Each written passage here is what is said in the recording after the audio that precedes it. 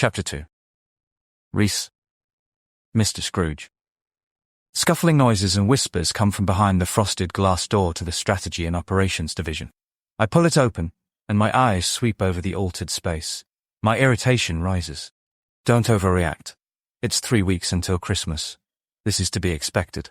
But I can't stomach it.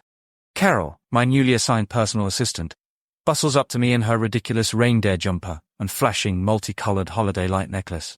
Mr. Ballantyne, before you— Didn't I specifically say no office decorations, Carol? Her bottom lip quivers slightly. Then she straightens to her full, unimposing height. I told the staff they could decorate their cubicles. You didn't mention that being off limits. She's right. I didn't say that, but I should have. And is that deck the halls I hear? She frowns at me as if I've sprayed her with a can of fake snow. And truly, I feel awful about it. But I simply won't be able to focus with Christmas songs playing at work. Tired of waiting for Carol to form an answer to my question, I head to my office. On the way, a wreath on the conference room wall pulls me up short. I glare at Carol and the others. They stare back, waiting to see if I'll make a scene.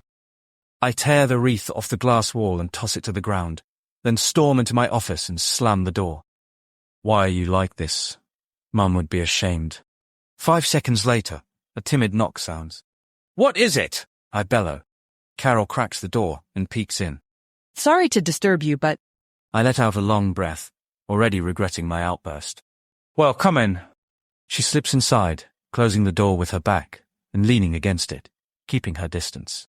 She holds her notepad and tablet in front of her like a shield. For heaven's sake, am I really that frightening? Did you see the email from Mr. Briggs about the special assignment? I massage my aching temples. Another one? Wasn't this move from London HQ to DC special enough? No, Carol, I didn't. I sound bored. Spare me the trouble. What does the CEO want this time? He wants you to call him. She grimaces.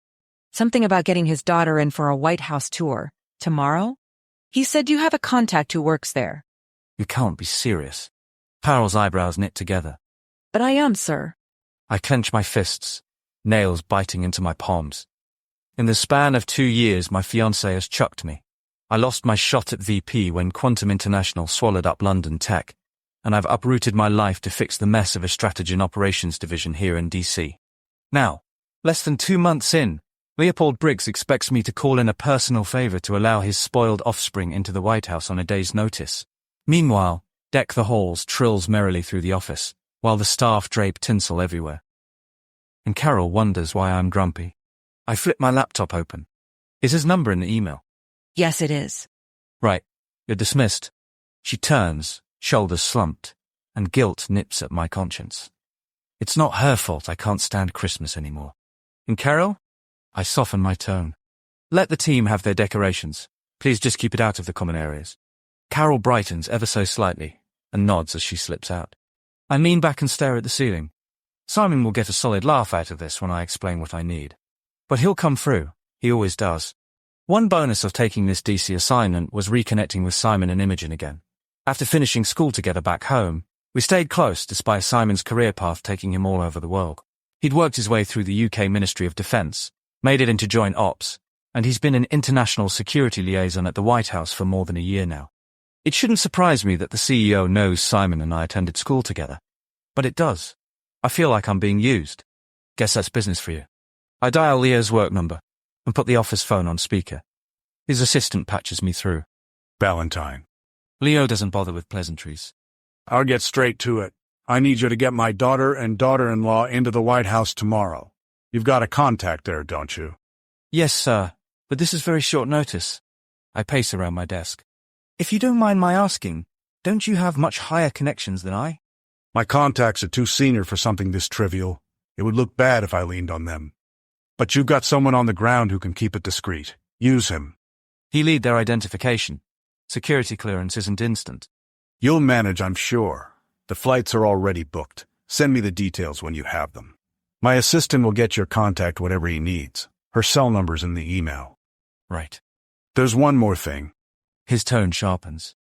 I expect you to look after Kacey. Claire's sensible enough, but you'll need to keep them both on track. No wandering off. And I don't want any unflattering headlines. Consider this a test. A test? Babysitting determines my worth now. Fantastic. And Ballantyne? I unclench my teeth. Yes, sir. Don't try anything funny. The line goes dead before I can reply. Brilliant. Not only am I expected to pull strings at the White House on a day's notice, but now I'm also a chaperone for the CEO's daughter. Not exactly the kind of strategic leadership I imagined when they dragged me across the Atlantic.